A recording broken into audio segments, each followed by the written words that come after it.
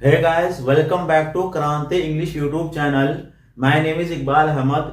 Friends, अगर आपको अच्छे से अंग्रेजी बोलना है, फर्राटे से अंग्रेजी बोलना है, फ्लुएंटली अंग्रेजी बोलना है, तो उसके लिए आपको ज्यादा से ज्यादा जो स्पोकन फ्रेजेस होते हैं, इडियम्स होते हैं, उनका आपको प्रयोग करना, इस्तेमाल करना है।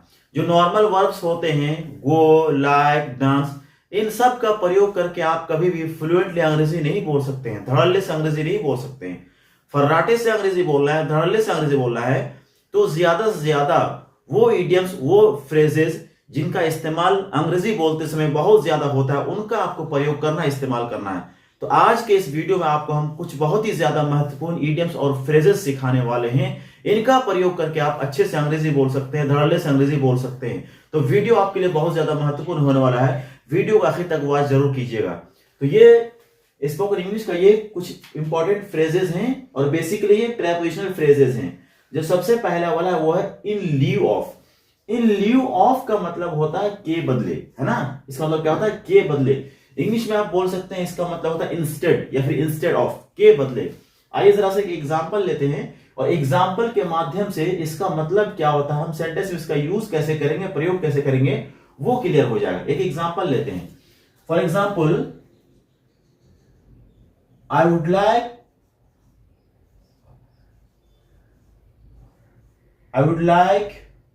to take cash. I would like to take cash in lieu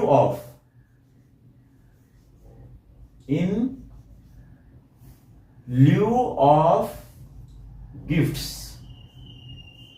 इनका मतलब क्या हो गया कि गिफ्ट के बदले हम क्या लेना पसंद करेंगे? कैश लेना पसंद करेंगे।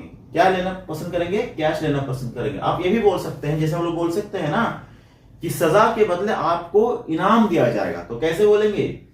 You will be given a reward in lieu of punishment. सजा के बदले आपको इनाम दिया जाएगा। तो इन ल्यू ऑफ का मतलब क्या होता है ना, किसी चीज के बदले। जो अगला वो इडियम है वो है इन view of. In view of का मतलब होता है का ध्यान रखते हुए, का ख्याल करते हुए। आइए एक एग्जांपल लेते हैं। हमने बोला इन view of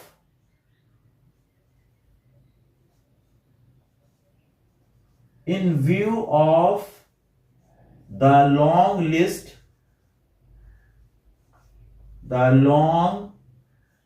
list of the guests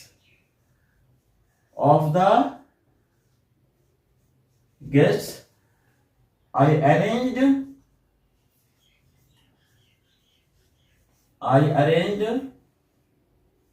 for a lot of chairs.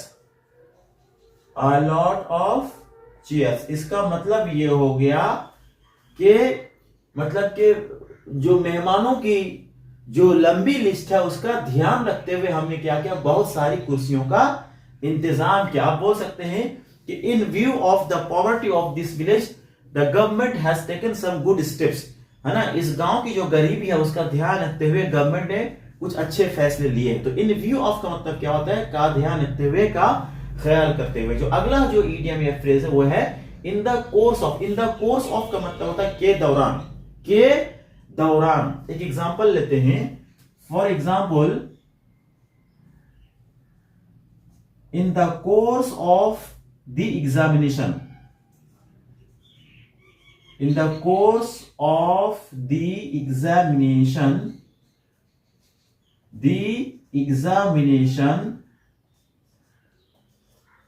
है ना, he was caught cheating। इसका मतलब ये हो गया कि इम्तिहान के दौरान वह चीटिंग करते हुए पकड़ा गया। इम्तिहान के दरमियान वह क्या करते हुए पकड़ा गया? चीटिंग करते हुए पकड़ा गया। बोलेंगे in the course of demonstration a lot of people got injured. मतलब कि डेमोन्स्ट्रेशन के दौरान बहुत सारे लोग क्या हो गए? जख्मी हो गए। तो इसका मतलब होता है इन द कोर्स ऑफ, मतलब क्या होता है? के दौरान। जो अगला है वो है in regard to. In regard to का मतलब होता है के बारे में, के विषय में। क्या मतलब होता है इसका? के बारे में, के विषय में। एग्जांपल लेते हैं, जैसे बोलेंगे I am calling you, I am calling you in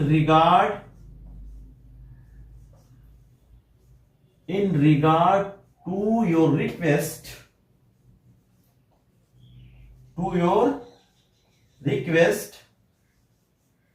for a sick leave.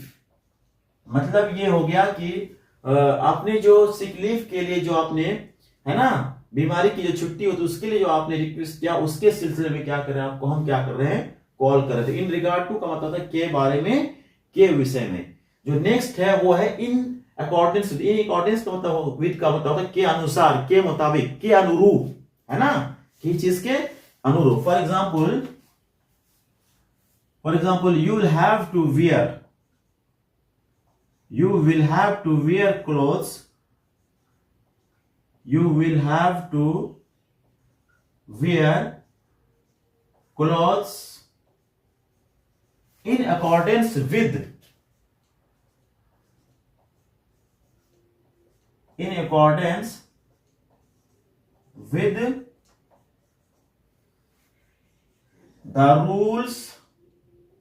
the rules and regulations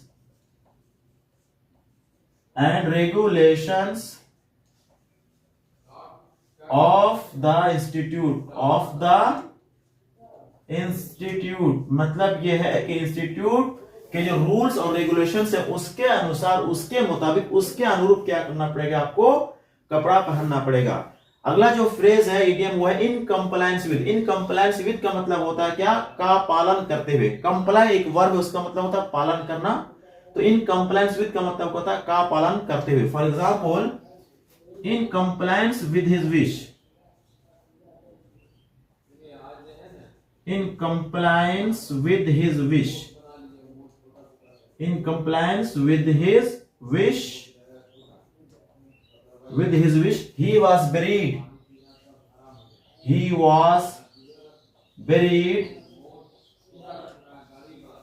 buried near his house। मतलब ये है कि उसकी जो इच्छा थी उसका पालन करते हुए उनके घर के पास उनको क्या किया गया, दफन किया गया। इन कंप्लायंस विद का मतलब का पालन करते हुए। जो अगला फ्रेज है वो इन कीपिंग विद। इसका मतलब क्या होता है, के हिसाब से, के अनुसार। इसका मतलब होता है के हिसाब से, के अनुसार। For example in keeping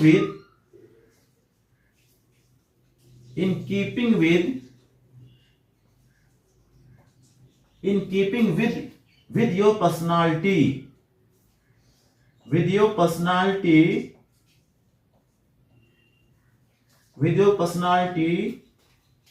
you need to buy a good bike।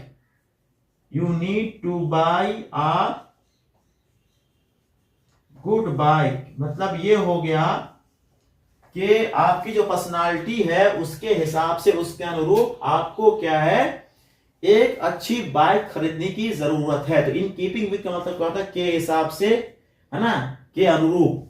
अगला जो है इन क्वेस्ट ऑफ मतलब होता है कि तलाश में। क्या होता है, कि तलाश में। जैसे बोलेंगे इन क्वेस्ट ऑफ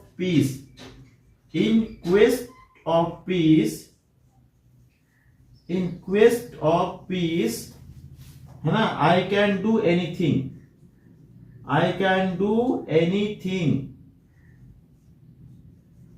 मतलब ये हो गया कि शांति की तलाश में मैं कुछ भी कर सकता हूं। जैसे बोलेंगे इन क्वेस्ट ऑफ द रियलिटी, है ना, मतलब कि सच की, ट्रूथ या रियलिटी, हकीकत की तलाश में, सच्चाई की तलाश में, है ना। You will have to do a lot of thing. हम लोगों को बहुत सारी चीजों को क्या करना पड़ेगा। तो इन क्वेस्ट ऑफ का मतलब होता है की तलाश में, की खोज में। नेक्स्ट है इन ड्यू टाइम का मतलब क्या होता है, सही समय पर। क्या होता है इसका मतलब, सही समय पर। जैसे बोलेंगे यू विल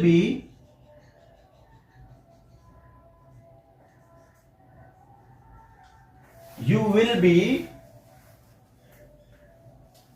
है ना, You will be notified.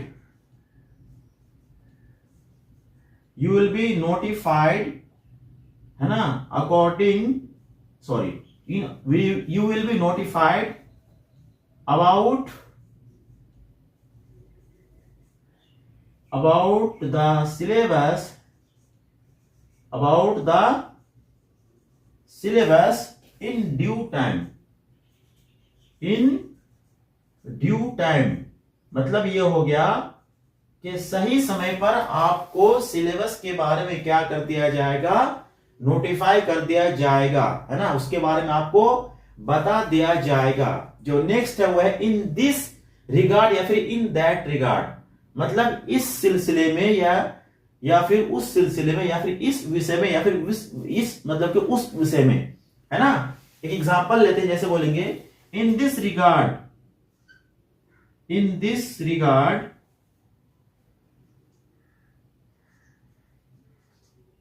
in this regard, in this regard I have no information, I have no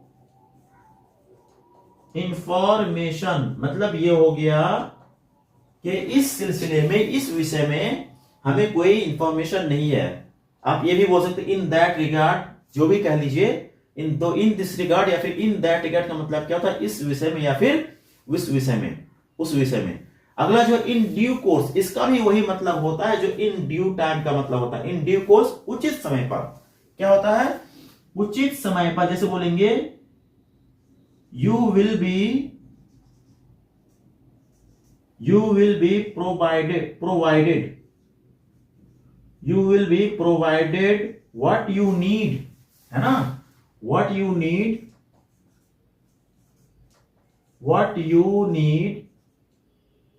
in due course, in due course। इसका मतलब क्या हो गया कि सही समय पर जिस चीज की आपको आवश्यकता है, जिस चीज की आपको जरूरत है, वो आपको प्रोवाइड कर दिया जाएगा, वो आपको मुहैया करा दिया जाएगा। जो अगला है वो है इन टर्म्स ऑफ, इसका मतलब होता है के संबंध में, के बारे में, है ना। एग्जांपल लेते हैं, in terms of money, in terms of money, है ना, in terms of money I can do anything, I can do anything. इसका मतलब क्या हो गया कि पैसे के बारे में, के संबंध में, है ना, मैं कुछ भी कर सकता हूं, मैं क्या कर सकता हूं, कुछ भी कर सकता हूं। तो ये बहुत ही ज्यादा इंपॉर्टेंट और महत्वपूर्ण इस स्पोकन फ्रेजेस, प्रेपोजिशन फ्रेजेस, इनका जब तक आप सही से इस्तेमाल नहीं करेंगे या फिर इनका प्रयोग किए बगैर, इनका यूज किए बगैर अगर आपको लगता है कि आप अच्छे से अंग्रेजी बोल जाएंगे, तो फिर आप गलत सोच रहे हैं। अच्छे से अंग्रेजी बोलने के लिए, धड़ल्ले से अंग्रेजी बोलने के लिए इस टाइप के फ्रेजेस का यूज करना, प्रयोग करना बहुत ज्यादा जरूरी होता है। तो उम्मीद करते हैं वीडियो आपको बहुत पसंद आया होगा। वीडियो अगर पसंद आया तो प्लीज लाइक, शेयर और सब्सक्राइब जरूर कीजिएगा। Thank you very much, good bye.